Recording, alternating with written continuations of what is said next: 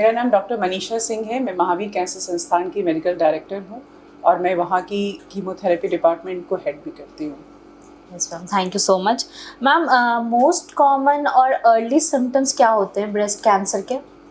जो majority of the patients में जो सिम्टम हमारे पास आते हैं वो पेनलेस लंप लेके पेशेंट प्रेजेंट करता है। एक गांठ या कोई गिल्टी जो ब्रेस्ट में किसी भी क्वाड्रेंट्स में हो वो लेके प्रेजेंटेशन होता है, या कभी कभी अदर प्रेजेंटेशंस भी होता है जो एटिपिकल प्रेजेंटेशन होता है, जैसे ब्रेस्ट में कोई गांठ या गिल्टी नहीं हो लेकिन आपके एक्जिला, जिसको हम लोग कांख कहते हैं, वहाँ पे कोई गिल्टी लेके आता है।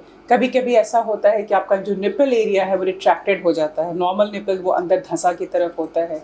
कभी कभी निपल से ब्लडी डिस्चार्ज आ रहा है, वो भी सिम्टम लेके आ सकता है। कभी कभी स्किन में इचिंग होता है, जैसे लगता है कोई एक्जिमा टाइप्स हो गया हो, वो भी सिम्टम हो सकता है। तो मेजॉरिटी ऑफ द पेशेंट्स में हम लोग देखते हैं कि गांठ होता है, लेकिन चूंकि वो पेनलेस होता है तो पेशेंट प्रेजेंट नहीं करता है, इसीलिए वो अननोटिस्ड रह जाता है। और जब परेशानी होती है तब प्रेजेंटेशन होता है। लेकिन अपार्ट फ्रॉम ये पेनलेस लंप या गांठ जो भी हम कहें, इसके अलावा भी वेग सिम्टम्स है। तो कोई भी एटिपिकल सिम्टम अगर हट के है तो एक सस्पिशन ज़रूर होता है कि वो कैंसर हो सकता है। Ma'am, could you explain the role of chemotherapy in breast cancer? Definitely chemo, breast को हम लोग कहते हैं एक सिस्टमिक डिजीज़ है। सिस्टमिक डिजीज़ मतलब वो आपको कभी भी ब्रेस्ट से ही अफेक्ट नहीं करता है, वो हेड टू टो कहीं भी हिट कर सकता है, स्ट्राइक कर सकता है। इसीलिए कीमोथेरेपी का एक बहुत इंपॉर्टेंट रोल होता है ब्रेस्ट कैंसर में। तो कब कीमो देना है, क्या कॉम्बिनेशन में देना है, सर्जरी के पहले देना है, सर्जरी के बाद देना है, ये हर एक इंडिविजुअल पेशेंट का एक अलग गाइडलाइन होता है। जब आपके ब्रेस्ट में कोई गांठ होता है तो उसकी हम बायोप्सी लेते हैं और उससे हम बहुत सारा इन्फॉर्मेशन डिडक्ट करते हैं। इसीलिए कभी भी हरिडली किसी एक पेशेंट का इलाज दूसरे पेशेंट के जैसा नहीं हो सकता है, ये बहुत इंपॉर्टेंट है। और जो इन्फॉर्मेशन आपके बायोप्सी से आता है उस पर हम डिपेंड करता है कि आपका हम कीमोथेरेपी पहले शुरू करें, लेकिन इनवेरिएबली ऑल ब्रेस्ट कैंसर में कहीं ना कहीं कीमो की ज़रूरत होती है।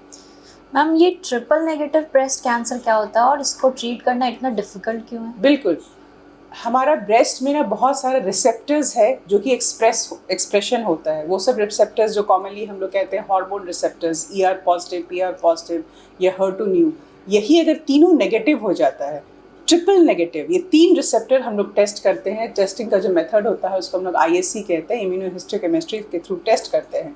अगर वो तीनों नेगेटिव है, इसका मतलब वो ब्रेस्ट का जो नेचर है बहुत एग्रेसिव है। जैसे इंसान में कोई एक साधु है या आतंकवादी, इंसान तो दोनों है, लेकिन दोनों का कैरेक्टर अलग है, नेचर अलग है, सब चीज़ अलग है ना। तो उनको हैंडल दोनों को अलग अलग तरह से करेंगे। जो आतंकवादी है उसका बहुत ही एग्रेसिवली हैंडल कीजिएगा। वही ब्रेस्ट कैंसर में अगर TNBC हम लोग कहते हैं, ट्रिपल नेगेटिव ब्रेस्ट कैंसर, उसका मतलब है वो बहुत ही एग्रेसिव किस्म का है। कितना भी आप इलाज करेंगे, इलाज तो बहुत अच्छे से हो जाएगा, पेशेंट का रिस्पॉन्स भी तुरंत आएगा, लेकिन चांसेस ऑफ रिकरेंसेस बहुत हाई होता है। आप इलाज खत्म नहीं कि 2-4 महीने में फिर से ब्रेस्ट अकर कर गया, तो ये होता है। इसलिए कहते हैं कि TNBC is easy to treat but tough to handle, because वो कहीं भी बॉडी में मेटास्टेसाइज करके आपने आज ब्रेस्ट ठीक किया, कल वो लंग्स में आ जाएगा, कल वो ब्रेन में आ जाएगा, कल कहीं भी फैल जाएगा, आपके बोन्स में आ जाएगा। इसीलिए इसको कहते हैं हार्ड टू डिफिकल्ट, बिकॉज इसका बायोलॉजी डिफरेंट है। Now, what do you see as the biggest challenge around drug access or affordability for patients in our region? नहीं, आपको समझना होगा, कैंसर पेशेंट्स में एक हैवॉक हो जाता है कि अरे कैंसर हो गया तब तो कहाँ से इलाज होगा। बट आपको समझना होगा कि बिहार सरकार, हम बिहार की बात करें, बहुत सारा ऐसा एक्सेस है जिसके थ्रू आप पैसा अवेल कर सकते हैं। मैं आपको बता दूं कौन कौन सा एक्सेस है। Any patient diagnose with breast cancer, उसको तुरंत से अगर CM फंड के लिए अप्लाई करेगा तो तुरंत से 80,000 से 1 लाख मिलता है। महावीर मंदिर, चूँकि मैं महावीर कैंसर संस्थान में की बात करती हूँ, महावीर मंदिर आपको तुरंत से 15,000 रुपया बेसिक इन्वेस्टिगेशन के लिए देता है। अगर आप आयुष्मान कार्ड होल्डर हैं तो आपको जो PM जो योजना है उसके थ्रू आपको 5 लाख तक मिलता है। और हमारा कैंसर, चूँकि हॉस्पिटल वो इंडियन कैंसर सोसाइटी से भी रिकॉग्नाइज्ड है, तो उसमें भी हमारे सारे पेशेंट्स को बहुत सारा हेल्प मिलता है। इसीलिए ये पैनिक मोड नहीं ऑन होना चाहिए कि कैंसर है तो आगे क्या होगा। आपको जानकारी रखना है, आपको अवेयर रहना है कि कहाँ कहाँ से हमारा फंड रिलीज़ होगा और कैसे हम अवेल करें, और इस डर से नहीं भागे कि पैसा लगेगा। बिल्कुल पैसा नहीं लगेगा, आपको जानकारी पूरी होनी चाहिए। हम कुछ ऐसे इम्पॉर्टेंट मेडिकल टर्म्स जो पेशेंट्स को जानने चाहिए about chemotherapy and targeted therapy? देखिए, पेशेंट बहुत इग्नोरेंट होता है, उसको तो बहुत बार कैंसर का मतलब ही नहीं समझ में आता है। तो हम लोग अभी सीधे इम्यूनोथेरेपी, टारगेटेड थेरेपी की बात कभी नहीं करते हैं। हम लोग बहुत ही सिंपल भाषा में हर मरीज़ को ये समझाने की पहले कोशिश करते हैं कि आप टर्मिनोलॉजी पे नहीं जाएं, TNBC और HER2 पॉजिटिव रिसेप्टर के टर्मिनोलॉजी पे और टारगेटेड थेरेपी पे नहीं जाएं। आप समझें कि आपको कौन सा ब्रेस्ट कैंसर है और उसको कैसे डॉक्टर के एडवाइस के थ्रू स्टेप बाय स्टेप आप फॉलो करें। तो आज हमारे पास एवरी डे मेरे OPD में कम से कम 50 से 100 कैंसर सर्वाइवर पर डे आते हैं। तो ये पैनिक मोड नहीं ऑन होना है कि कैंसर है तो क्या है, लेकिन हाँ, जो क्वालिफाइड पेशेंट हैं, जो एलिजिबल हैं, जो लिटरेट हैं, जो समझते हैं इसका मतलब, जो गूगल करके बहुत सारा पढ़ लिख के खुद से आते हैं, जो समझने की कोशिश करते हैं, उन्हें हम बहुत इन डेप्थ भी समझाते हैं। बट ये डॉक्टर का डोमेन है, इसको डॉक्टर के लिए छोड़ दें और एक आम आदमी को आम भाषा में समझाएं, उसको बहुत ही सरल बनाएं, उसको बहुत ही कंफर्ट जोन में लाएं, ताकि पेशेंट को जो एक एंग्जाइटी लेवल है, वो डॉक्टर का काम होता है उसको आप सप्रेस करें, उसको बहुत ही कंफर्टेबल में प्यार से उसको इलाज करें, तो ताकि उसका जो साइकोलॉजिकल अगर सपोर्ट ट्रीटमेंट में साथ चलता है तो पेशेंट का जो आउटकम है बहुत अच्छा होता है। मैम, कीमोथेरेपी के बाद क्या फॉलोअप केयर आप रिकमेंड करते हैं? बिल्कुल कीमोथेरेपी, रेडियोथेरेपी, सर्जिकल थेरेपी, बहुत सारे थेरेपीज़ हैं, targeted therapies, there lot of therapies for cancer. हर का एक गाइडलाइन बना हुआ होता है। आप कौन से स्टेज में हैं, आपको कैसे फॉलो करेंगे। आपका अर्ली स्टेज है तो आपका गाइडलाइन डिफरेंट है, आपका लास्ट स्टेज से आप हमारे पास ट्रीटमेंट के लिए आए हैं तो आपका गाइडलाइन है।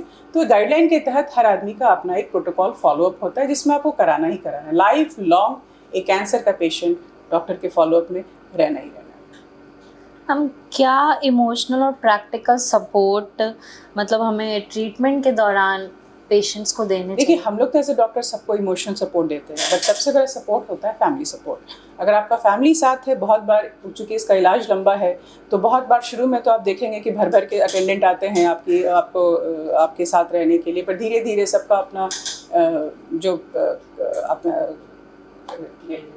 प्रॉब्लम है, अपना जो पेशेंट सबका अटेंडेंट का अपना अपना जो वर्क डिफाइंड है, तो धीरे धीरे आप देखेंगे वो सब छूटता चला जाता है। पेशेंट कहीं ना कहीं लोनली फील करने लगता है, उसका बेटा कहीं से आ रहा है, इलाज करा के फिर वो चला जाता है। तो वो जो जोन है, तो वो एक डॉक्टर तो अपना पार्ट कर सकता है, लेकिन इमोशनल फैक्टर जो है या साइकोलॉजिकल फैक्टर है, वो तो पूरी फैमिली, पूरे समाज, सबको मिल के देना होगा। उस तरह से आपको अगर हम ट्रीट करेंगे कि आप कैंसर पेशेंट हैं, थोड़ा सा आपसे डिस्टेंस बनाएं या उस तरह से फील कराएं, तो वो फीलिंग नहीं लानी चाहिए। तो सब मिलके हम लोग अगर हेल्प करें, एज ए डॉक्टर हम अपना पार्ट करें, एज अटेंडेंट अगर आप अपना पार्ट करें, तो डेफिनेटली ये बहुत ही पॉजिटिव पेशेंट के लिए सपोर्ट होता है। मैम, तो any message you want to give? Definitely मेरा यही कहना है कि आजकल कैंसर एक एपिडेमिक हो गया है। बहुत ज़्यादा घर घर में एक कैंसर की आप बात सुनते हैं। तो कोई भी सिम्टम, कोई भी परेशानी जो परसिस्टेंट हो, जो लंबे समय तक खिंच रहा हो, प्लीज़ उसको इग्नोर न करें। एक बार डॉक्टर से मिल लें। सिंपल गैस, आप कह रहे हैं मेरे पेट में तो गैस बनता है, हो सकता है वो कैंसर, आपके पेट का कैंसर का लक्षण हो। फीवर आ रहा है, हो सकता है ब्लड कैंसर का लक्षण हो। कैंसर का लक्षण कोई विशेष नहीं होता है कि हम आपको कह दें कि हाँ ये लक्षण है तो ये कैंसर है। एक आम लक्षण जो एवरीडे से हम फेस करते हैं, खांसी हो रहा है, हो सकता है 7-8 दिन से, हो सकता है मुझे फेफड़े का कैंसर है ना। तो कोई भी लक्षण अगर आपके लोकल डॉक्टर से आपने दिखाया और आपको लग रहा है कि परसिस्ट कर रहा है, ये नहीं जा रहा है, तो एक बार एक पॉज बटन आपका ऑन होना चाहिए कि हम किसी स्पेशलिस्ट से भी दिखवा लें। बस यही मेरा मैसेज है। Thank you so much. Thank you.